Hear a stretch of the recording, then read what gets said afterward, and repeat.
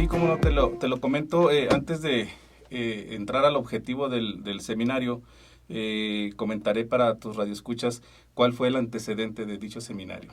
En meses anteriores, específicamente en el proceso electoral anterior, toda vez que en el estado de Guanajuato no existía la figura de diputación migrante, el Tribunal Electoral del Estado, el Tribunal Local Electoral del Estado de Guanajuato, en una resolución mediante un juicio ciudadano que interpone una organización de ciudadanas y ciudadanos migrantes, le ordena al Instituto Electoral de Guanajuato que lleve a cabo un estudio o un análisis con la finalidad de que para el siguiente proceso electoral emita acciones afirmativas en favor de las personas migrantes o de guanajuatenses que viven y radican en el extranjero. Entonces, ese fue el objetivo de la realización de este seminario. El Instituto Electoral del Estado de Guanajuato, dentro de las actividades en acatamiento a esta resolución, lleva a cabo ese estudio, ese análisis y posteriormente determina realizar este seminario en donde invitó a entidades federativas que ya cuentan con la diputación migrante, ya sea regulada en la ley o mediante acciones afirmativas que han implementado los organismos públicos locales electorales. Específicamente, quienes estuvimos en esta mesa de diálogo fuimos el estado de Guerrero, Nayarit, Michoacán, Ciudad de México, Guanajuato y Zacatecas. Y bueno, el objetivo de esta mesa era que el Instituto Electoral del Estado de Guanajuato contara con el intercambio de experiencias de estas entidades federativas que te acabo de comentar, a fin de ver cómo se regulan en cada una de estas entidades estas diputaciones migrantes y en su momento también cuáles son los retos que existen más adelante para la implementación de esta figura.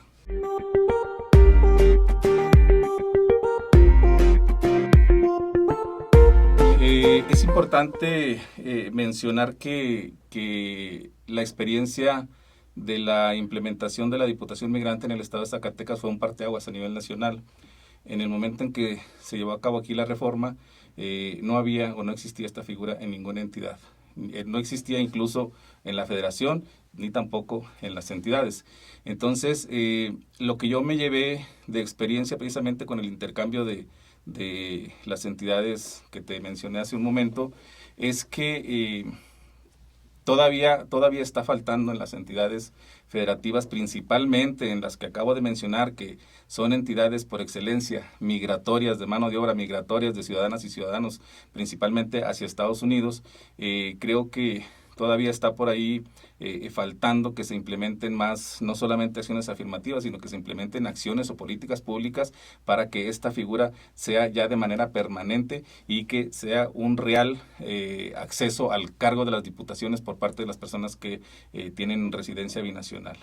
Entonces, yo te puedo platicar algunos ejemplos de entidades, por ejemplo, la Ciudad de México, que en materia electoral y en algunos otros temas vemos que van muy adelantados, como en la educación cívica, incluso en el voto en el extranjero.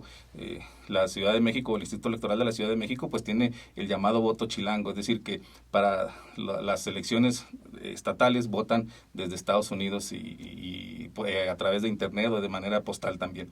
Entonces, por ejemplo, el Instituto Electoral de la Ciudad de México, como tiene regulada esta figura, es que todos los partidos políticos o cada partido político registra una figura de candidatos migrantes, ya sea de cualquiera de los dos géneros o bien pudiendo ser hombre, mujer, cuando el propietario sea hombre, la suplente puede ser mujer, o implementan estas registros. Y esos registros o esas diputaciones, esas candidaturas a diputaciones migrantes, una fórmula por cada partido político, son votadas a través del voto chilango desde el extranjero, no solamente Estados Unidos. Obviamente la mayoría de los votos son desde Estados Unidos, pero se implementa ese voto directo desde el extranjero. Entonces, de ahí ya, forzosamente, una fórmula de diputado o diputado migrante integran la Asamblea Legislativa de la Ciudad de México. En el caso, por ejemplo, de Nayarit, por ejemplo, la forma en que implementan ellos la figura de la diputación migrante es que cada partido político debe registrar a una fórmula dentro de los primeros 6 lugares de su lista de representación proporcional. ¿Qué significa esto?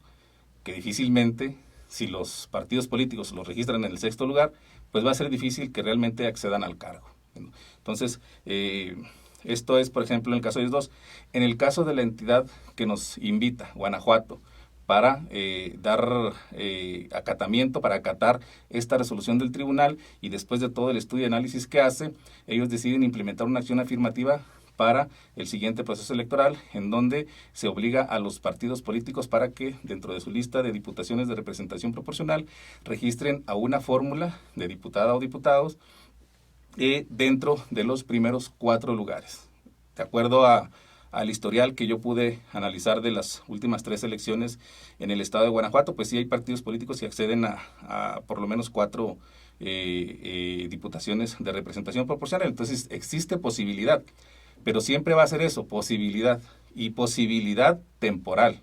¿Por qué posibilidad temporal? Posibilidad porque es nada más la obligación de registrar una fórmula dentro de los primeros 4 lugares. Y temporal porque es mediante una acción afirmativa. Entonces, esta posibilidad puede no darse siempre, ¿sí? ¿Por qué? Porque si la votación es muy dispersa entre todos los partidos políticos a la hora de hacer la asignación de representación proporcional, pues también siempre va a existir la posibilidad de que ningún partido político acceda a 4 diputaciones de representación proporcional.